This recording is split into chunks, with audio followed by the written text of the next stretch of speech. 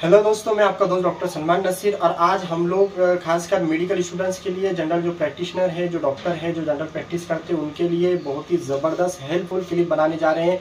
यानी हमारे पास अगर पेशेंट आता है फीवर वाला या जिसको 2 से 3 दिन से सिर्फ फीवर की हिस्ट्री है, फीवर के अलावा चील्स नहीं है, यानी कि ठंडी बजना, शिवरिंग या फिर उसको हम लोग कहते हैं राइगर्स, तो इस तरह की कोई हिस्ट्री नहीं है, सिर्फ फीवर वाला पेशेंट है, तो उस ताल्लुक से हम उसको कैसे एग्जामिन करेंगे, कैसे रूल आउट करेंगे, इसको क्या हुआ है। तो बहुत ही बेहतरीन हिंट्स है, आप इसको क्लिप को आप जरूर पूरा सुने, बहुत ही हेल्पफुल होने वाली है। तो दोस्तों, सबसे पहले तो हम मान लेते हैं कि 20 साल का एक मेल पेशेंट है और वो कंप्लेन लेकर आया है कि सर हमको 3 दिन से, डॉक्टर हमको 3 दिन से बुखार है, यानी कि फीवर है और थोड़ी कमजोरी महसूस हो रही है। तो दोस्तों, सबसे पहले तो याद रखिए कि पेशेंट को सिर्फ फीवर है विथ चिल्स नहीं है। तो और एक चीज़ याद रखिए कि मोस्टली जो फीवर आता है उसका जो काउज है वो वायरल इन्फेक्शन होता है, लेकिन कुछ चीज़ें वायरल के अलावा भी होती है जिसको हमको रूल आउट करना बहुत ज़रूरी होता है।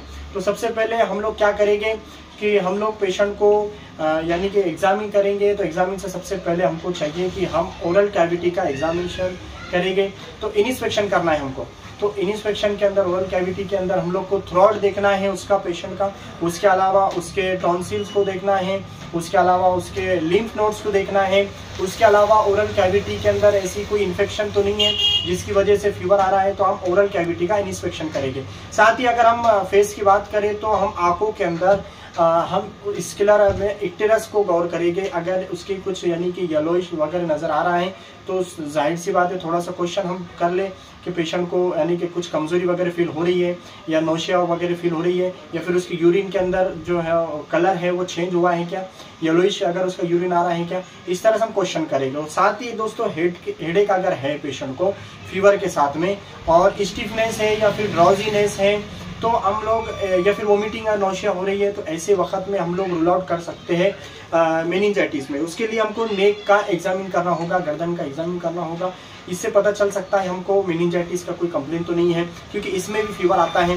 साथ ही दोस्तों, हम लोग जो है तो उनके जॉइंट, पेशेंट का जो जॉइंट्स है वो जॉइंट्स के ताल्लुक से एग्जामिन कर सकते हैं या क्वेश्चन कर सकते हैं, हिस्ट्री ले सकते हैं कि किसी तरह की आपको पेन होता है कि जॉइंट्स के अंदर, जो भी जॉइंट्स है आपको उसके अंदर किसी तरह का, क्योंकि आर्थराइटिस वगैरह के चांसेस होते हैं फीवर के स्वेलिंग है क्या जॉइंट के अंदर, और इस तरह से हम जो है तो जॉइंट के बारे में भी हिस्ट्री ले सकते हैं, एग्जामिन कर सकते हैं। साथ ही हम उसके एब्डोमेन की भी एग्जामिनेशन कर सकते हैं, क्योंकि लीवर, स्प्लीन, ये इसके इन्फ्लामेशन या फिर इसके स्वेलिंग की वजह से भी फीवर आता है। जैसे कि हम लोग जानते हैं मलेरिया के अंदर क्या होता है, स्प्लीन के अंदर स्वेलिंग आ जाती है। टाइफाइड के अंदर भी इंटरिक जो फीवर होता है उसके अंदर भी ऑर्गन्स के अंदर, लीवर वगैरह के अंदर स्वेलिंग आ जाती है। तो इस तरह से हम लोग को पाल्पेशन करना है, जो कि क्लिनिकली जो एग्जामिनेशन के जराए हैं, यानी कि ऑस्कल्टेशन, परकशन, पाल्पेशन और यानी कि इनिस्पेक्शन। तो ये जो 4 जो जराए हैं या तरीके हैं, जो मेथड है एग्जामिन करने के, इन तमाम चीज़ों को हम जो है तो ख़ास तौर से याद रखें और इसको अच्छे से यूज़ करें। एग्जामिन करने के लिए इन सब चीज़ों का फ़ायदा हासिल करें तो रूल आउट होगा, हमको डिजीज़ के ताल्लुक से डिफरेंशियल डायग्नोस भी होगा और हम अच्छे से कंफर्म डायग्नोस के करीब पहुंच जाएंगे।